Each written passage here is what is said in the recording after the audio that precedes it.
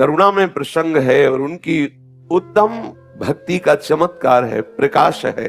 महाप्रभु की दिव्योन्माद अवस्था बड़ी ही अद्भुत थी। उनके शरीर की ऐसी कि उनको होश ही नहीं हो रहता, शरीर की कोई भी परवाह ही नहीं रहती। हृदय की हिला देने वाली अवस्था महाप्रभु श्री चैतन्य देव की। गंभीरा मंदिर के भीतर महाप्रभु कभी एक क्षण के लिए भी नहीं सोए, एक क्षण के लिए भी नहीं सोए। कभी देखा गया कि वो अपने श्रीमुख को घस रहे हैं दीवार में, लथपथ, खून से लथपथ हो रहा है श्रीमुख।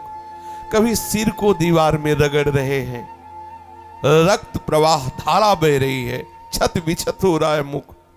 पूछते प्रभु आप ऐसा क्यों कर रहे? बोले बाहर श्री कृष्ण खड़े, दरवाजा नहीं मिल रहा, तो मैं दरवाजा बना रहा हूं। ये प्रेमोन्माद की दशा। कभी उनकी सुरक्षा के लिए सब द्वार गंभीरा के जो 3 दरवाजे थे बंद कर दिए जाते कि कैसे संभाला जाएगा प्रभु को। लेकिन दरवाजे बंद हैं, पर प्रभु कहीं सिंह द्वार पर पड़े हुए दिखाई देते, कहीं समुद्र के किनारे दिखाई देते। दिल दहला देने वाली महाप्रभु की उन्माद अवस्था। कभी बड़े जोर जोर से हुंकार करके रोते, हा कृष्ण हा कृष्ण। कैसे सौभाग्यशाली हो निज परिकर, जिनको कानों में वो महाप्रभु के कृष्ण प्रेम से भरी हुई पुकार सुनाई दी। तो क्या ये महापुरुष आज नहीं है? क्या आज है, अभी है, चिदानंदमय है। तन्मयता पूर्वक आर्त भाव से उनको पुकारो, आपको अनुभव होगा। आचार्य और प्रभु दो नहीं है। करुण स्वर में जब महाप्रभु चैतन्य देव रुदन करते तो संपूर्ण वातावरण कृष्ण प्रेम में उन्मत्त हो जाता। ऐसा लगता कि पत्थर भी रो रहे हैं श्री कृष्ण प्रेम में। बड़े करुण शब्दों में, कहां मोर प्राणनाथ मुरली बदन, कहां करो कहां पाऊं ब्रजेंद्र नंदन। कहां मोर प्राणनाथ मुरली बदन, कहां करो कहां पाओ ब्रजेंद्र नंदन। जरा भाव से थोड़ा हृदय स्पर्श कराइए इन शब्दों पर महाप्रभु के। कैसी आर्त पुकार है। कहां मोर प्राणनाथ मुरली बदन, कहां करो कहां पाओ ब्रजेंद्र नंदन। कहां मोर प्राणनाथ मुरली बदन, कहां करो कहां पाओ ब्रजेंद्र नंदन। कहां रे कहीं बुकेवा जाने मोर दुख, ब्रजेंद्र नंदन बिना फाटे मोर बुक।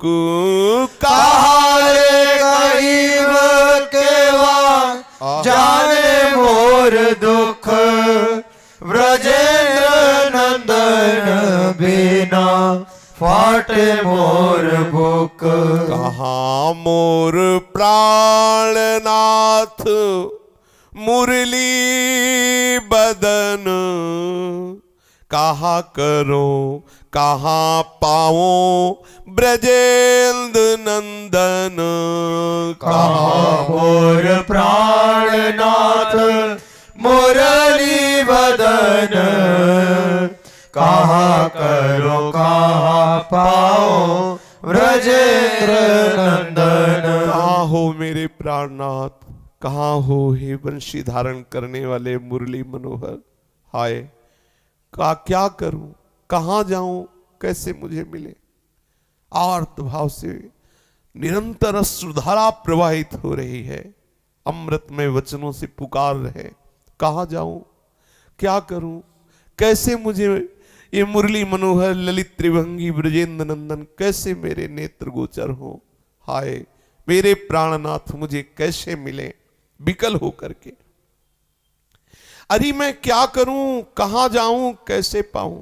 अपने प्राण प्यारे ब्रजेंद्र नंदन को कैसे पाऊं? ये मेरे हृदय की वेदना कोई जान पाएगा क्या? कहा रे कहीं केवा जाने मोर दुख, मुझे इन ब्रजेंद्र नंदन मुरली मनोहर से मिलन के लिए कैसी भारी विरह व्यथा में किससे कहूं? कोई मेरे हृदय के दुख की वेदना को कोई जान पा रहा है क्या? कौन जानेगा? क्योंकि पराई पीर को समझने की सामर्थ्य किसमें है? या तो उसी कोटि का कोई प्रेम रस में डूबा हुआ हो। उन प्राणनाथ प्राणधन के बिना मेरा हृदय फट रहा है। ब्रजेंद्र नंदन बिना फाटे मोर बुक, मेरा हृदय फट रहा है। तड़प रहे थे महाप्रभु चैतन्य देव। जैसे मछली छटपटाए ऐसे, कभी सर पटकते, कभी माथा रगड़ते। साक्षात प्रेम मूर्ति बलिहारी है। छटपटा छटपटा करके पुकारते, और ये पुकार कोई कुछ घंटे की नहीं होती, रात दिन अनवरत अनवरत। रात्रि में सुनसान में तो और विरह वेदना बढ़, एक क्षण के लिए भी नींद नहीं, निद्रा एक क्षण के लिए भी नहीं। वेदना वेदना ही वेदना, रात रात भर तड़पना, दिन दिन भर तड़पना। बेहोश हो रहे, धड़ाम से पृथ्वी पर गिर रहे, आर्त भाव से एक क्षण के लिए भी कभी रुकना नहीं, एक क्षण के लिए भी विश्राम नहीं, अनवरत आर्त भाव से। आश्चर्य, सर्वाश्चर्य, अश्रु प्रवाह, प्रवाह अश्रु का, विकलता की हद महाप्रभु चैतन्य देव में। श्री स्वरूप गोस्वामी और राय रामानंद जी प्रभु को कृष्ण कथा सुनाते। जैसे प्रभु बहुत विकल हो रहे तो फिर कृष्ण कथा प्रारंभ कर देते और विरह के पद सुनाते। सुनते सुनते अर्धरात्रि हो जाती, राय महाशय अपनी कुटिया चले आते, स्वरूप गोस्वामी अपनी कुटिया में रहते। ये हम पहले ही बता चुके हैं, इसमें वर्णन करते श्री प्रभुदत्त ब्रह्मचारी जी कि गोविंद जी का महाप्रभु चैतन्य देव के प्रति पूरा वात्सल्य भाव था। जैसे मां अपने बच्चे को दुलार करती है, ऐसे गोविंदास जी दुलार करते थे महाप्रभु चैतन्य देव को। पूर्ण जैसे बच्चे को संभाल के रखा जाता है, ऐसे प्रभु को संभालते थे वो। प्रभु की जब ऐसी दयनीय दशा देखते तो पागल होकर पुकारने लगते, क्या करूं, अपने प्रभु को कैसे सुखी करूं? क्योंकि श्री कृष्ण तो किसी के बस में नहीं, कोई वस्तु तो है नहीं कि ला के दे दे। जब देखते गोविंद कि प्रभु ऐसा प्रलाप कर रहे हैं तो विकल हो जाते, और वो विकल होकर इस बात के लिए रोते कि मैं क्या करूं, महाप्रभु को कैसे सुख पहुंचाऊं।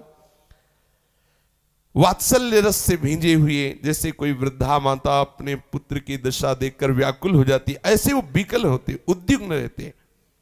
प्रभु कृष्ण विरह में ऐसे दुखी होते, ऐसी विरहावस्था प्रकट होती कि जितना परिकर वो सब खिन्न बना रहता। कैसे प्रभु को शांति मिले, कैसे प्रभु के हृदय में ये विरह व्यथा कम हो। प्रभु एक पल के लिए भी न विरह से बाहर निकलते तो परिकर भी जो निजी परिकर था एक पल के लिए भी नहीं छोड़ता। पता नहीं किस समय कौन सी दशा आ जाए। फिर प्रभु को दुलार करते हुए उनको शयन कराते, धीरे धीरे चरण चाप रहे हैं, धीरे धीरे कोई माथा सहला रहा है, प्रभु को नींद आ जाए। जब देखते कि प्रभु गंभीर हो रहे हैं तो दरवाजे पर ऐसे प्रभु को सुला दिया और दरवाजे पे सो गए आप, कि अगर प्रभु भावावेश में निकलेंगे तो हमें पता चल जाएगा। और रात दिन वही हा कृष्ण विलाप करना। तो इतना श्रवणेंद्री में भर गया था कि प्रभु ना भी बोले तो वही श्रवणेंद्री में गूंजता हा कृष्ण। तो आसपास के जो थे वो कभी किसी को विश्राम मिल जाए, कभी किसी को नींद आ जाए तो बात अलग है, नहीं वो शब्द गूंजता रहता, हा कृष्ण, हा मुरली मनोहर, हा प्राण प्यारे। ऐसा भारी कोलाहल सबके हृदय में। ये देखो महासौभाग्य, सबके हृदय में वही विकलता, वही व्याकुलता, वही कानों में शब्द। रात्रि में सहसा वो शब्द अगर जरा भी छूट जाए तो आंख खोल के जल्दी से देखते महाप्रभु है कि नहीं, क्योंकि शब्द नहीं सुनाई दे रहा। उसी समय सब भागने लगते, देखते कहां गए महाप्रभु, कहां गए। गोविंद का हाल क्यों, रात भर महाप्रभु के उसी जो पुकार थी उसी में श्रवणेंद्रिय लगा करके ही विश्राम कर लेटे हैं, पर पूरी श्रवणेंद्रिय में ले। अगर जरा भी एक क्षण के लिए भी वो आवाज रुकी तो तत्काल उठ के बैठ। कहीं ऐसा तो नहीं कि महाप्रभु भावावेश में कहीं दूर चले गए हों। जरा से उसमें थोड़ी देर के लिए भले इन परिकर की नींद लगती तो लगती, वो भी कैसी नींद, वो भी कृष्ण नाम में ही डूबे हुए, कोई ऐसी तमोगुणी निद्रा तो आने का सवाल नहीं। अब जब एकांत रात्रि का होता तो महाप्रभु का रोना और बढ़ जाता। जोर जोर से चीख चीख करके नाम लेते हुए महाप्रभु रोते। गोविंद द्वार पर ही विवश होकर के लेट जाते कि अब महाप्रभु को कैसे सुख पहुंचाए। थोड़ा देर शरीर को विश्राम करने के लिए आपने आप आंख खुली, आवाज कम सुनाई देने लगी, फिर देखा कि आवाज बंद, तो एकदम आंख खोला तो जल्दी से उठकर बैठ गए। घबराए कांपते हुए गंभीरा को देखा, वहां दीपक जलाया तो देखा वहां महाप्रभु ने, अभी तो दरवाजे पे लेटे थे, अभी तो आवाज आ रही थी, अचानक आवाज बंद हो गई। ये देखो उन्माद अवस्था महाप्रभु चैतन्य देव की। अब दिखाई दे रहा कि महाप्रभु नहीं, पर ढूंढ रहे हैं, जैसे कोई सुई को ढूंढता है ना, ऐसे कैसी इनकी भी परिकर की प्रेम दशा कैसी देखो। गोविंद जी ढूंढ रहे हैं कि महाप्रभु कहां गए, वहां ढूंढ रहे। ये प्रेम के बावरे महापुरुषों की महिमा है। लाखों भिक्षुओं को डसने पर या डंक मारने पर जो किसी को कष्ट होता है, एक साथ इस परिकर को ऐसा भयानक कष्ट हो रहा। महाप्रभु कहां चले गए, दौड़ भाग मच गई, आवाज सब एक दूसरे को देके महाप्रभु कहीं चले गए, महाप्रभु का पता नहीं चल रहा, करुण क्रंदन मच गया। श्री स्वरूप गोस्वामी जी जल्दी से उठे और भी जो परिकर के थे सब भाग रहे हैं, कोई इधर देख रहा है, कोई उधर देख रहा है। तीनों परकोटों में जो भवन के थे वहां दौड़ दौड़ करके दरवाजे पर देख रहे, और गंभीरा में देख रहे कि जिस दरवाजे से निकलना था वहां तो गोविंद पड़े हुए थे और दरवाजे बंद थे। आश्चर्य हुआ कि किला के भी दरवाजे बाहर से बंद थे, किधर से गए, महाप्रभु चले कहां गए। पूरी खोज मच रही, सब घबराए हुए, सब रो रहे हैं। बावरे बने हुए गोविंद तो जैसे कोई सुई टटोल रहा, वैसे पूरे गंभीरा को ढूंढ रहे, कहां गए महाप्रभु। स्वरूप गोस्वामी ने कहा कि गोविंद तुम पागल हो गए हो, प्रभु कोई सुई है क्या, तुम ऐसे खोज रहे हो, जल्दी से मशाल जलाओ। यहां नहीं, समुद्र तट पर चलते हैं। संभव है कई बार महाप्रभु की ऐसी दशा देखी गई, वो शायद समुद्र के किनारे होंगे। अब सब इस विचार में कि दरवाजे बंद हैं, इस दरवाजे पर गोविंद पड़े रहे तो महाप्रभु बाहर जा कैसे सकते, लेकिन भीतर है ही नहीं। कांपते कांपते गोविंद ने जल्दी से मशाल तैयार की और गोस्वामी जी के साथ जाने को तैयार हुए। जगदानंद जी, वक्रेश्वर पंडित, रघुनाथ आदि सब भक्त मिलकर प्रभु को खोजने के लिए चले। सिंह द्वार की ओर गए तो वहां बहुत सी मोटी मोटी तैलंगी गौएं खड़ी देखा। गोविंद जोर से चिल्ला उठे, मुझे लग रहा है यही है महाप्रभु, यही होंगे। गौओं के बीच में प्रभु कहां से आ जाएंगे, सब ऐसा सोच रहे हैं, किंतु गोविंद घुसते हुए गौओं के बीच में चले गए और वहां जो देखा देखकर डर गए, जोर से चिल्ला उठे, गोसाई यहां आओ, देखो देखो क्या हो रहा है। सब दौड़ करके वहां आए कि गौओं के बीच में देखा कि कुछ गौएं चाट रहे हैं। जब मशाल नजदीक लगाई तो देखा वो महाप्रभु चैतन्य देव, अशुभ प्रवाह हो रहा है, नाक बह रही है, शुद्ध नहीं, गौएं चाट रही, गौओं के बीच में पड़े। ओहो, उस समय की आकृति कैसी महाप्रभु की विचित्र थी। बोले पेटेर भीतर हस्तपाद कूर्मेर आकार, मुखे फेन पुलकांग नेत्रे अश्रुधार।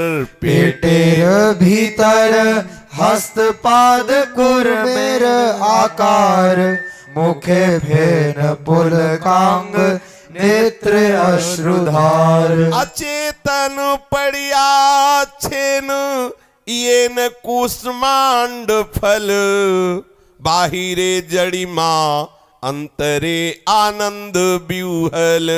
अचेतन पड़िया छेन येन कुष्मांड फल, बाहिरे जड़िमा अंतरे आनंद विवल। गाभी सब चौदी के सुके प्रभुर श्री अंग, दूर कैले नाही छाड़े प्रभुर अंग संग। गावी सब चौरी के शुके प्रभु श्री अंग, दूर कैले नाही छाड़े प्रभुर अंग संग। सबने देखा महाप्रभु के हाथ पैर ऐसे लग रहे थे मानो पेट में धस गए हों। आकृति कछुए की सी बन गई थी, मुख से फेन निकल रहा था, आंखों से अश्रु बह रहा था, रोम रोम खड़े थे और अश्रु ऐसे प्रवाह कुष्मांड फल की भांति चेतन पड़े हुए, बाहर से एकदम जड़ता और भीतर भीतर आनंद की विकलता। गौएं चारों ओर खड़ी प्रभु के श्रीअंग को चाट रही हैं, सूंघ रही हैं। गौएं हटाने पर भी नहीं हट रही थी, दौड़ दौड़ कर उनको इतना आनंद मिल रहा था, महासुख मिल रहा था महाप्रभु चैतन्य देव के श्रीअंगों के चाटने में। वो प्रभु हटाने पर भी बार बार दौड़ के प्रभु के अंगों को सूंघती और चाट रही थी। भक्तों ने जब देखा कि अरे महाप्रभु की ऐसी दशा है, तो सब ने मिलकर के कीर्तन प्रारंभ। प्रभु को चेतना में लाने के लिए एक ही औषधि थी, सब मिलकर कीर्तन करते तो प्रभु कृपा करके फिर स्वस्थ होते, बाह्य चेतना प्रकट होती। भक्तवृंद महाप्रभु को चेतना में लाने के लिए कीर्तन प्रारंभ किया। कुछ देर हरिनाम की गूंज, अपार महिमा में नाम कीर्तन के प्रभाव से महाप्रभु को कुछ कुछ चेतनाई सब गोद में उठा करके गंभीरा में ले गए। महाप्रेम की दशाएं महाप्रभु चैतन्य देव के जीवन में प्रत्यक्ष मूर्तिमान दशाओं का दर्शन हुआ। विरह के मूर्तिमान स्वरूप, प्रेम की अद्भुत अद्भुत दशाओं का पूर्ण दर्शन महाप्रभु चैतन्य देव के जीवन में। बड़े अहोभाग्य जो इस प्रेम की एक बूंद को भी प्राप्त कर ले। इसीलिए इस वृंदावन धाम की रसिकों की, रजरानी की, लता की अद्भुत महिमा है कि वे प्रेम जो किसी भी साधन से नहीं मिल सकता, इन कृपा से मिल सकता है। आज के सत्संग में प्रारंभ में वर्णन किया गया कि श्री प्रिया प्रीतम के अनुरागी जनों का संग, श्री प्रिया प्रीतम के अनुराग में जो डूबे हुए रसिक जन, उनमें ऐसी कृपामयी वृत्ति होती है कि उनके हृदय में लगता है सबको ये प्रेम प्राप्त हो जाए। तो उनका जो संकल्प है वो हमारे हृदय की दुर्वासनाओं का नाश करके प्रेम प्रकाशित कर देता है। जो नाम का निरंतर रटन करते हैं, भगवत प्रेमी महात्माओं की लीला चरित्रों का गायन करते हैं या भगवान की लीला चरित्रों का गायन करते हैं, वृंदावन का आश्रय या वृंदावन का वास स्वीकार करते हैं, आप निश्चित समझिए। और जो भगवत सेवा परायण है, जो श्री मूर्ति को विराजमान करके सेवा करते, निश्चित ये प्रेम प्राप्त हो जाता है। भगवत प्रेमी महात्माओं का संग, नाम का रटन, भागवत और भगवत चरित्रों का कथन श्रवण, वृंदावन का वास और ठाकुर सेवा, इसके प्रभाव से निश्चित भगवत प्रेम। और जिसके हृदय में भगवत प्रेम आ गया, प्रभु अधीन हो जाते हैं, उसको और क्या प्राप्त करना बाकी रह जाता है। शेष चर्चा आगे। श्री राधा वल्लभ लाल की जय। जय जय श्यामा, जय जय श्याम, जय जय श्री वृंदावन धाम। जय जय श्यामा, जय जय श्याम, जय जय श्री वृंदावन धाम। पावन राधे तेरो नाम, पावन राधे तेरो नाम, हे पावन राधे तेरो नाम, पावन राधे तेरो नाम। पावन श्री वृंदावन धाम,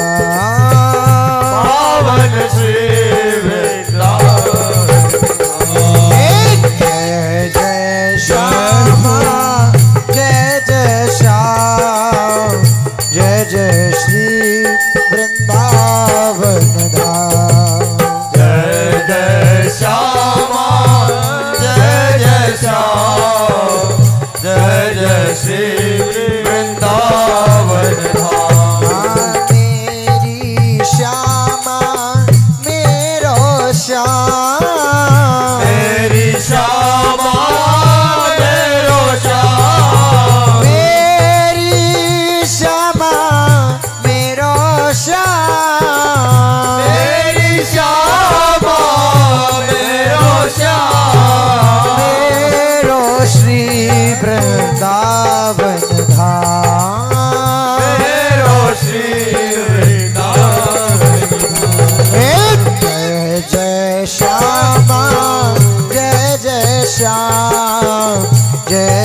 श्री वृंदावन धाम। जय जय श्यामा जय जय श्याम जय जय श्री वृंदावन। श्री राधा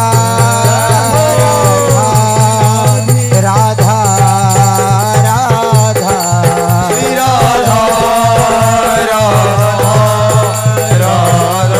राधा राधा श्री राधा राधा राधा राधा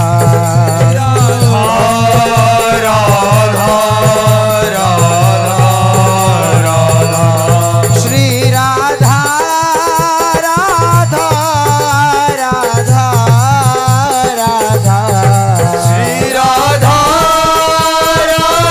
राधा राधा राधा राधा